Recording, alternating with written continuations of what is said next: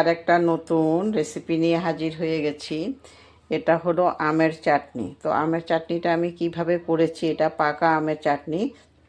আমি তার আগে এই চাটনিটা কাঁচা আম দিয়ে তৈরি করেছিলাম, কিন্তু এখন পাকা আম দিয়ে তৈরি করেছি। এটা রুটির সাথেও খেতে পারবে, ভাতের সাথেও খেতে পারবে। তো আমি কিভাবে তৈরি করেছি তোমাদেরকে সম্পূর্ণ ভিডিওটা দেখাবো। তোমরা সম্পূর্ণ ভিডিওটা দেখবে, কেউ টেনে দেখবে না।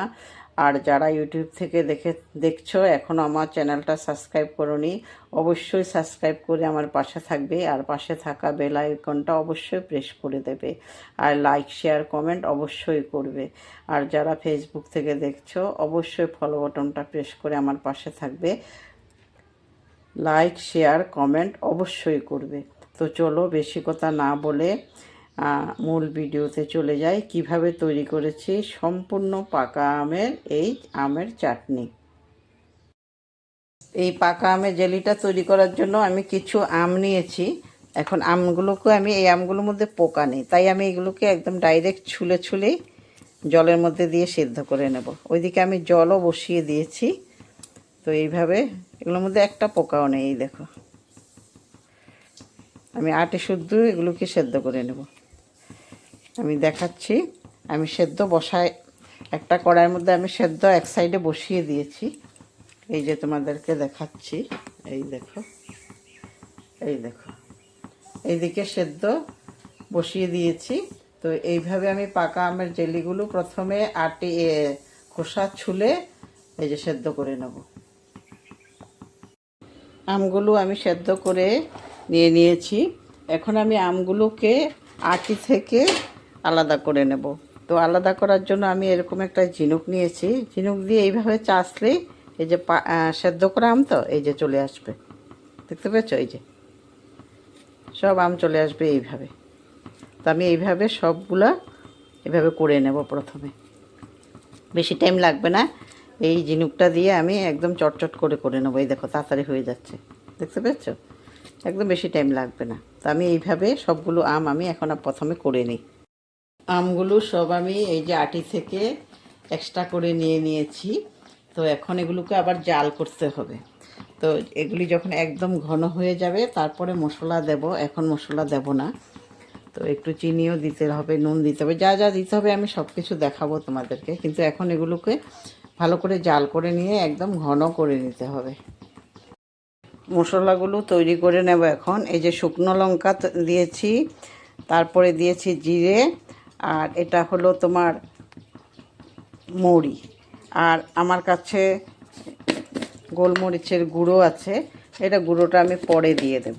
তো এগুলো প্রথমে একটু ভেজে তারপরে আমি গুঁড়ো করে নেব। এই যে ভেজে আমি গুঁড়ো করে নিয়েছি এগুলো। এই যে গুঁড়ো হয়ে গেছে। একটু ঘন হয়ে গেছে। তো এখন আমি মশলাগুলো দিয়ে দিচ্ছি। নুন দিয়ে দেব এখন, আর তোমার দিয়ে দেব চিনি। চিনি অত একটা লাগবে না, চিনিটা পাকা আম তো, কাঁচা আম হলে একটু বেশি লাগে। তো পাকা আমে বেশি লাগবে না, নুনও বেশি লাগবে না, চিনিও বেশি লাগবে না, কারণ এগুলি পাকা আমগুলো মিষ্টি থাকে। তাই আমি একটু পরিমাণ মতো দিয়ে দিচ্ছি নুনটা। আর চিনিও ওই হিসাব করে দেব, চিনিও অত একটা বেশি দেব না, কারণ এগুলো মিষ্টি আম। চিনিটা আমি এই যে এই চামচ করে 2 চামচ দিচ্ছি। চিনিও বেশি লাগবে না, কারণ এই আমগুলো একদম মিষ্টি। কাঁচা আম হলে একটু বেশি লাগে, তো এগুলো পাকা আম, এই জন্য অত একটা লাগবে না। এখন আমি দিয়ে দিচ্ছি মশলা। তো মশলাটা আমি যতটুকু করেছি এতটুকু হয়তো বা লাগবে না, একটু বেশি আছে। তো আন্দাজ মতো দিচ্ছি আমি মশলাগুলো, তোমরা বুঝে দেবে। বেশি মশলা দিলেও ভালো লাগে না।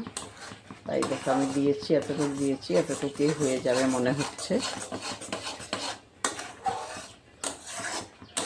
আরও অনেকটা হবে, আরও অনেকটা টানবে।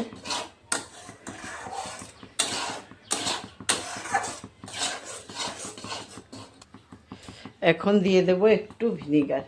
ভিনিগারটা কিন্তু তোমরা কখনো বেশি দেবে না, ভিনিগার বেশি দিলে কিন্তু তেতো হয়ে যায়। এই দেখো আমি কতটুকু দিয়েছি। এই ককটার হাফ ককের থেকেও কম দিয়েছি। এই যে ককটা দেখেছো, হাফের থেকেও কম দিয়েছি। তো বেশি ভিনিগার দিলে কিন্তু তেতো হয়ে যায়। তো ভিনিগার দেওয়ার পরে কিন্তু একটু জাল করে নিতে হবে। এই দেখো হয়ে গেছে। হয়ে গেছে কিভাবে বুঝবো? এই যে আঠা আঠা হয়ে গেছে, এখন চিনিগুলো গলে গেছে না, এখন আঠা আঠা হয়ে গেছে। এই দেখো, এখন আমি এটা একটা বাটিতে নিয়ে নিচ্ছি। গরম গরম আমি কৌটোতে রাখতে পারবো না, তো বাটিতেই নিয়ে নেব। এখন আমি গ্যাসটা এখন অফ করে দিচ্ছি। এই দেখো কতটা সুন্দর হয়েছে, কতটা টেস্টি হবে, খেলে বোঝা যাবে। আর এটা রুটির সঙ্গেও খাওয়া যাবে, আর ভাতের সঙ্গেও খাওয়া যাবে।